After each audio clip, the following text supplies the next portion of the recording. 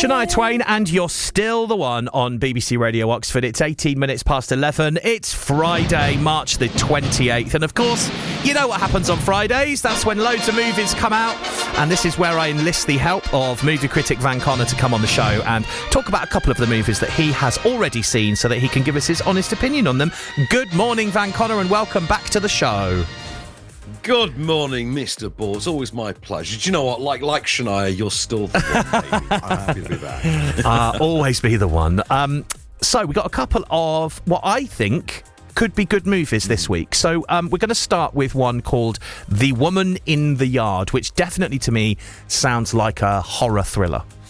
It is a horror thriller, and it does involve a woman in the yard, so not a clever title. It looks from the marketing, looks very much like a Shyamalan movie. I briefly thought it had to be. Ooh. And no, it's the new film from Wamko Sarah, who, in terms of horror movies, I think probably is most known for doing The Shallows with Blake Lively, where she was stuck in the water with a shark circling her. It was like 2016. Yeah. Which is pretty good, but also did a bunch of pretty good mid-tier action films, notably Liam Neeson ones like Non-Stop. He's back with a new movie that stars Danielle Deadwyler. She is an injured, recently widowed mum who lives in a remote farmhouse, a run-down remote farmhouse that her architect husband was going to do up, so it's all rickety and the power doesn't work, kind of thing. He has recently passed in an accident that has left her injured, and they have two kids left behind, and as they are grieving and she is in the pit of absolute despair, a woman in a black dress and a funeral veil just appears in the yard one day and sits in a chair opposite the house and stares at them. Who is she? What does she want? What good could possibly come of this? I've got a clip for you. Hey, Mom, there's a woman in the yard.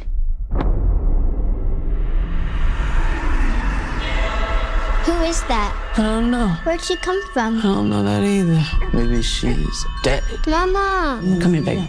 It's nothing to be scared of, okay? Daddy will know what to do. All right. Hello? Can I help you? My husband will be back very soon. We both know your husband's not coming home. See, to me, that sounds like a great movie, but the one thing I must ask, and it happens a lot with horror movies, where you get to a point, you're watching it, you've seen the first half of it, and you're gripped, and then suddenly you're like, ugh, it's all predictable and also sort of not likely to ever happen, and then I get bored with it. Yeah, this goes off the deep end and goes far too supernatural and weirdly science fiction-y towards it. It gets too far-fetched. Like, I was kind of on board with this at the beginning when it was a bit more Shyamalan-y, and then I think it just gets a bit too otherworldly, I guess, would be the term. I mean, past the point of powers, this starts going into other realms and things, and that's where you lose me. Although, terrific central performance from Danielle Deadwyler. She's great in this, and she's one of those actresses that can do a lot with just her eyes. Yeah. Like, she seems to have complete control over her ocular nerves to the point of absolute thesping.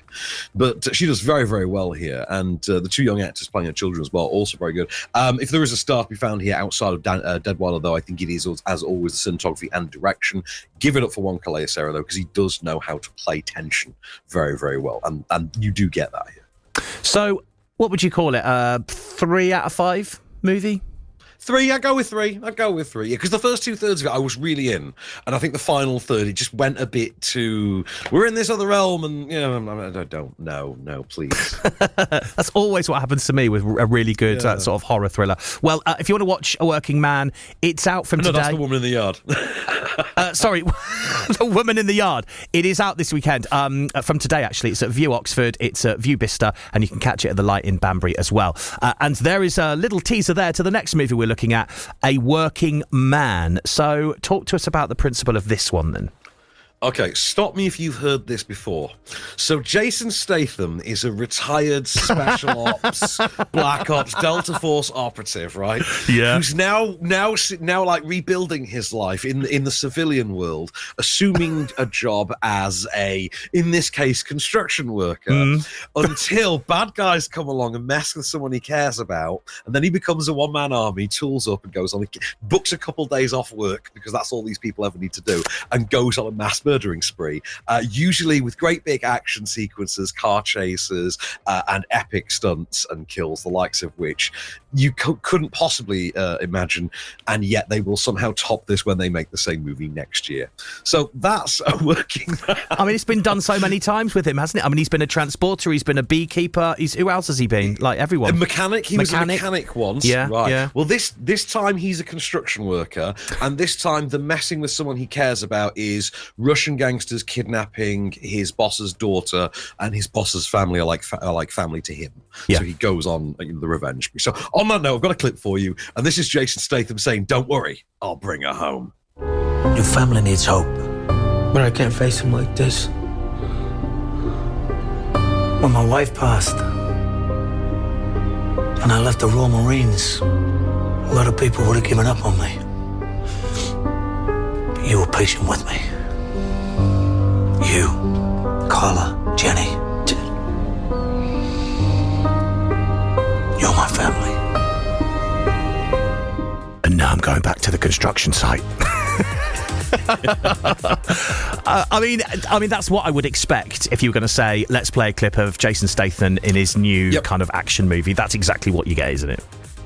That really is. I mean, I'll be really honest with you. This took me by surprise. I wasn't prepared for a prolonged 25-minute sequence in which he engaged in a dialogue and explored emotional resonance with his antagonist. But I'm kidding. None of that happens. This is just wall-to-wall violence. And of course, there's got to be a scene on a construction site, obviously, with sledgehammers and buckets of nails. That's very early on. Other than that, the construction worker thing doesn't really factor in. Much like being an actual beekeeper didn't factor into the plot of the beekeeper much. It's not like he was setting guys alight with honey, despite the trailer briefly promising us that. This is a bit more self-serious than the usual Statham fare. It's weirdly got a Hollyoaks actor for a villain, which amused me to no end, because Emmett Scanlon is one of the villains in this. But you know what? It's good fun. It's sort of halfway between the beekeeper and Hummingbird, if you know your Stathamography. It's a lot like the plot of Taken. So it's Statham's Taken, so it's technically Staken, I think. Can we call it Staken? Staken, I guess. But yeah, it's just not as fun as The Beekeeper. Although it has got some great, like, laugh out loud bits of dialogue that you're like, yeah, we're back. It's a Statham movie. It's not as cool or as slick or as sexy looking as The Beekeeper was, with all of its neon and its great, like, orange and yellow tilted LUTs. But still good, solid, robust actioner, some great kills, as I say, and some vintage Statham thesping in that very distinct Statham-like way. By the way, this thing has a screenplay that is co-written by Sylvester Stallone. It's all based on novels by a comic book writer as well called Chuck Dixon, who I think wrote Punisher at one stage. But Sylvester Stallone co-wrote this screenplay, and by God, can you tell at times it is joyously dumb. I had a great time. I mean, I love the sound of this, and it sounds like a proper weekend, Saturday or Sunday afternoon movie to go and see. And you can, because A Working Man is out now from today. View Oxford, Cineworld Witney and Didcot, View in Bicester, and also The Light in Banbury showing that one. Anything big to look forward to for next week, Van, that you're going to come on and chat about? I mean, I don't know if I'm going to get to chat about the big one for next week, because I don't think they're press showing it. Bit of inside baseball for everyone there. The Minecraft movie is out next week. Yeah. And not one critic I know is seeing it. So I don't know how that's going to work. I've checked around. There's no showings for this. Wow. But I'm optimistic. I'm looking forward to it either way. Well, you've seen Jason Momoa's wig? I got to see this. Yeah. Well, I mean, I'm getting it left, right, and centre from the kids about this movie being out. It's a big thing, Minecraft, and yeah. So we'll see. Hopefully, we get to see it soon. I can tell you, though, we have also got a really good movie next week called Death of a Unicorn to talk about. You're really going to enjoy that when we get into that. Well, there's a teaser for you. We'll find out more about that on Friday, same time next week. Until then, Van, have a lovely weekend. We'll catch up then. Until the next time, good sir.